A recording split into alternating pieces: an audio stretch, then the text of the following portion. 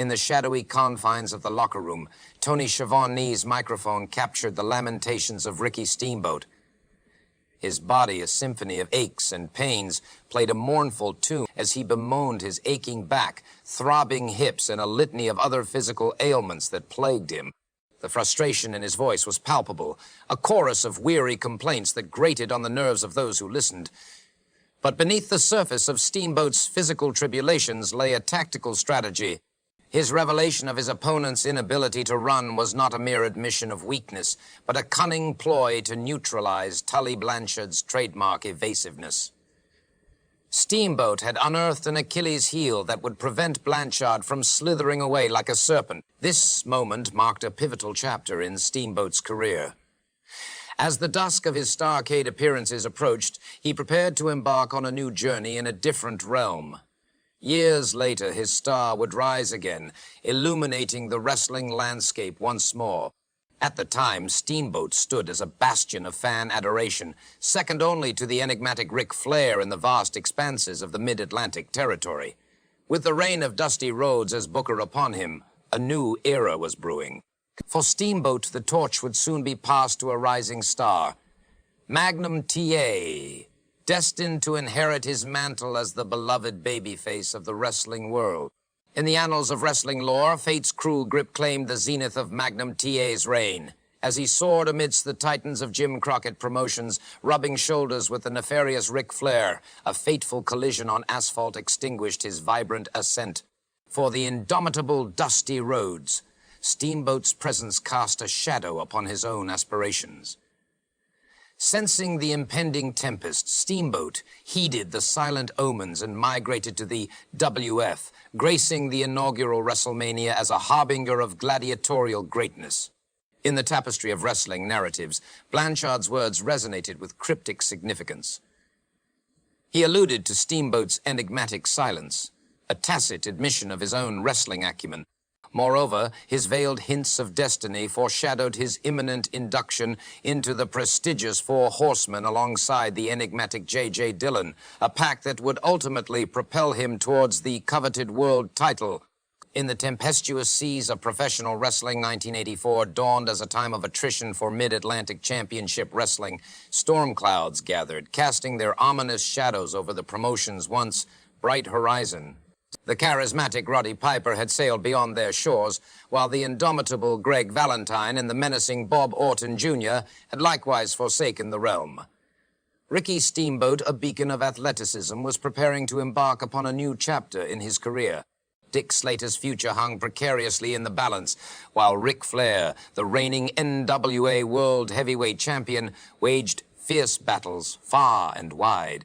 Amidst this maelstrom, a lone figure emerged as a beacon of stability, a one-man wrecking crew capable of weathering the storm and restoring order to the tumultuous waters.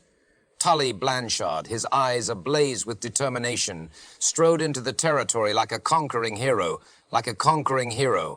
With his uncanny ability to inflict pain and his unwavering resolve, Blanchard became the anchor upon which Mid-Atlantic Championship Wrestling would weather the coming tempest. In the sixth clash, two titans collide in a loser leaves town Tuxedo street fight.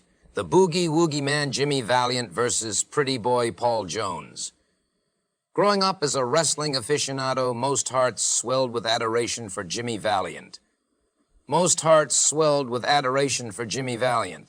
Perhaps it stemmed from his stint in the WWF or witnessing his captivating charisma firsthand in his hometown of Chicago. In Mid-Atlantic wrestling, none surpassed Valiant's popularity, not even the legendary American Dream Dusty Rhodes. Valiant's allure extended beyond his memorable promos and infectious energy. In the ring, while his matches often aired on the brevity side, especially in squash bouts, his ability to pack the house was undeniable. Fans flocked to arenas, their hearts beating to the rhythm of Valiant's energetic performances. Paul Jones, on the other hand, had once reigned supreme in Mid-Atlantic wrestling. Now he was an eccentric manager, adorned in a peculiar tuxedo, who resorted to infantile antics and rambling tirades. While his later transformation into a fiery babyface would earn him appreciation, at this juncture, Jones merely served as a bizarre sideshow. The stakes were high in this brutal street fight. Not only would the loser be humiliated by being stripped down to their underwear, but they would also face the ignominy of a humiliating pin. Descending upon the arena, Paul Jones strides alongside an enigmatic figure from the Zambui Express. Across the canvas, Jimmy Valiant emerges. Jimmy Valiant emerges, draped in a peculiar attire, a tuxedo-inspired shirt adorned with a crimson beret. His movements, akin to a jester's antics, puzzle onlookers as they question his allure. Jones, resembling an uncanny hybrid of my esteemed grandmother and the enigmatic actor Jason Miller, bears a stoic countenance. Valiant, in a moment of unbridled affection, bestows a passionate kiss upon the enigmatic Tom Miller. The crowd groans in unison, the air thick with the anticipation of Paul Jones' inevitable return to Starrcade the following year. Paul Jones collapses onto his knee in the corner, visibly rattled by the intense energy radiating from Valiant's erratic movements. Valiant, embodying the demon Pazuzu, quickly seizes the opportunity to attack Jones, wrapping a rope around his neck in an attempt to restrain him. With swift and powerful blows, Valiant forces Jones to struggle and flail helplessly. Desperate to protect himself, Jones tears the sleeves off his tuxedo and blindfolds himself with a piece of cloth. As Valiant continues his assault, Jones is left exposed with his chest bare and his pants pulled down to reveal his black underwear. It becomes apparent that Valiant is determined to strip Jones naked, pushing the boundaries of decency and plunging into a realm of unsettling behavior. In the midst of the chaotic tuxedo street fight, Valiant grappled Jones, leading to a fierce sleeper hold. Yet Jones, his piercing blue eyes now fixed on the camera, swiftly maneuvered his hand, his index finger and opposing digits pinching shut as he methodically spat copious amounts of green phlegm onto Valiant's once pristine white tuxedo. Twice did his arm descend, each deposit staining the garment with an unyielding tenacity. As one referee cautiously rose to his feet, a wayward fist from Valiant connected with his unsuspecting face. Simultaneously, Jones seized a novelty device from the ringside, resembling a spray can. With a calculated motion, he discharged its contents directly into Valiant's open mouth, enveloping the fighter in a stinging mist. Jones swiftly took advantage of the chaos, pinning Valiant down for the decisive pinfall. The three resounding claps of the referee's hand upon the mat echoed through the pandemonium as Paul Jones stood tall, his tuxedo now a canvas of Valiant's disdain, claiming a hard-fought victory in the annals of tuxedo street brawls. Valiant resembled an inanimate plastic figurine reminiscent of the fabricated Santa from the Santa Claus 2. Their struggle became a chaotic tapestry of torn apparel and disrobing. Jones, with his contorted expressions, attempted to convey a sense of vulnerability, but his efforts were misguided. He exaggerated the impact of Valiant's seemingly harmless blows, as if he had been struck with a concealed weapon. This melodrama fell short of the iconic confrontation between Cornette and Dangerously, leaving a sour aftertaste. The canvas witnessed none of their exploits, as Valiant swiftly ensnared Jones to the ropes. Valiant's nonchalance extended to every assault Jones launched, leaving the latter visibly frustrated. As Jones finally freed himself, Dillon intervened with an illicit weapon, paving the way for Jones's undeserved victory.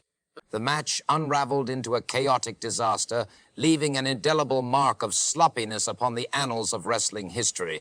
In an odyssey that spanned the wrestling landscape, Jimmy Valiant ventured beyond Mid-Atlantic's borders, leaving an enduring legacy in distant lands.